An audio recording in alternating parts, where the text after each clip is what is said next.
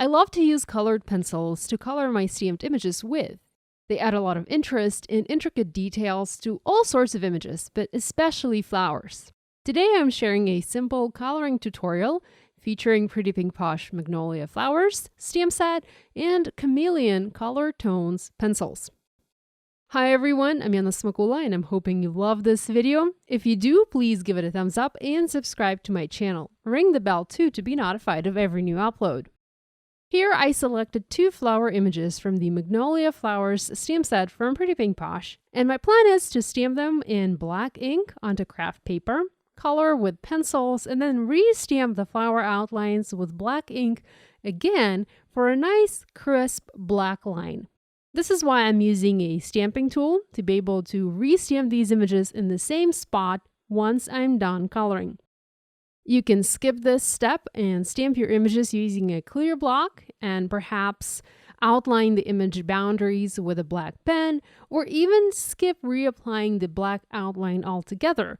But I think taking that extra step is what makes the finished card look extra nice.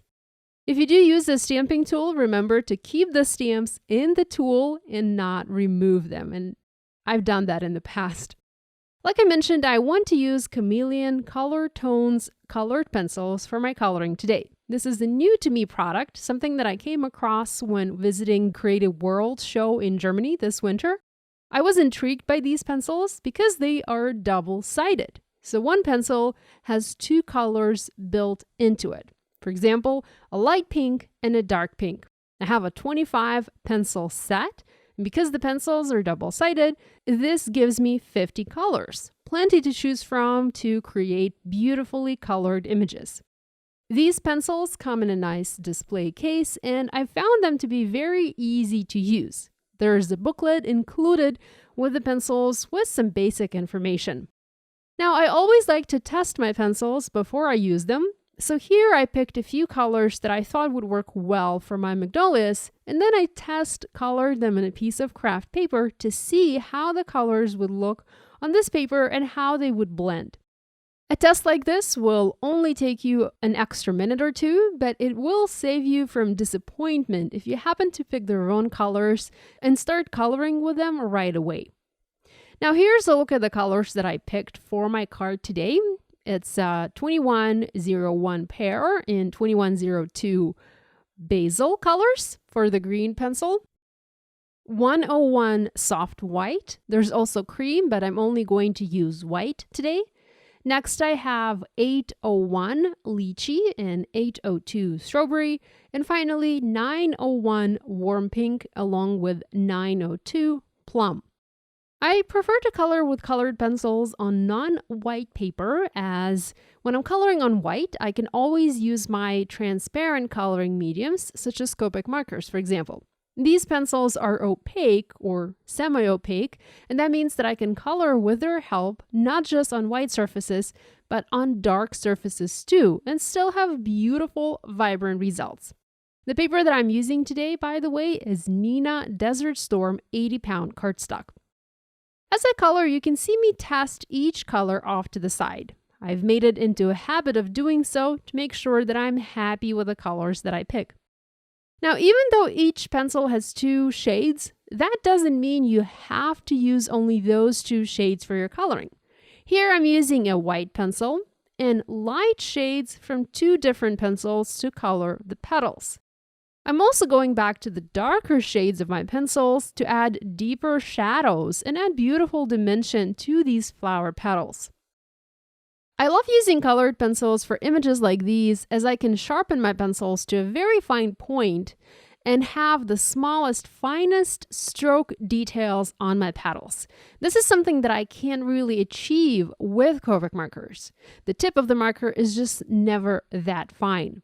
Having the 2 shades on each pencil makes it very easy to color these images. It's easy to flip the pencil and apply a darker shade without having to worry about picking the right shade for your image.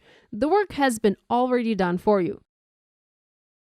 These pencils also sharpen nicely without breaking, and I'm really looking forward to using them again in the future. In fact, I've made another card using them just last night.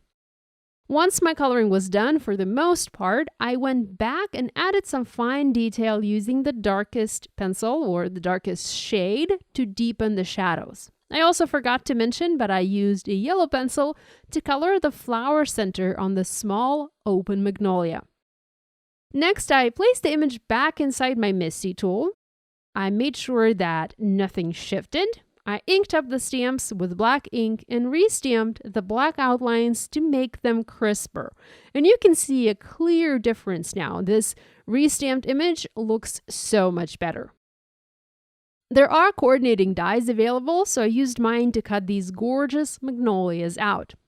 Next, I positioned the flowers on the background panel, and this is the same craft cardstock. And having figured out the placement, I stamped a simple "With Love" sentiment in black ink. This message comes from the Floral Hearts stamp set, also from Pretty Pink Posh. Next, I used a piece of low-tack tape and secured the two flowers together and removed them from the background. I did that to be able to easily reposition them later without having to fuss around with the placement once again.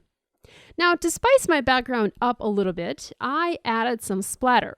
For this, I used a shimmer spray from my stash and just splattered some of it onto the background.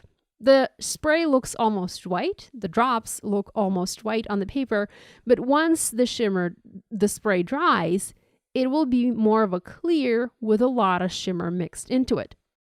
Next, I used foam adhesive and I adhered the flowers in place as I originally intended. Now at this point, the background still looked a bit blank to me, so I decided to trim it down to a smaller size and make this into a 4-bar card instead of an A2, and also to stamp some additional flowers using tone-on-tone stamping technique. I pulled out my watermark embossing ink and some additional magnolias from the stamp set and stamped several flowers around the edges of the panel, framing my focal point. Using the watermark ink gave me a beautiful soft impression on the paper and blended well with the rest of the background. If you don't have a watermark ink in your stash, you can try stamping these images using a very light brown ink. Finally, I used some sequins and jewels to embellish this card. I went with Pretty Easter sequin mix using just some pale pink sequins and Valentine's Day jewel mix using white and light pink jewels. As always, I adhere these in place using my trusty Crystal Katana tool and Tonic Studios Deluxe Adhesive Glue. Here is a look at the finished card and also a few close-up photos of this project. It was easy to make, the magnolias were a treat to color, and using the Chameleon pencils made it very easy to create beautiful highlights and shadows on the petals. I hope you'll give this idea a try using these or other stamps from your stash. If you do, remember to share online and tag us on social media.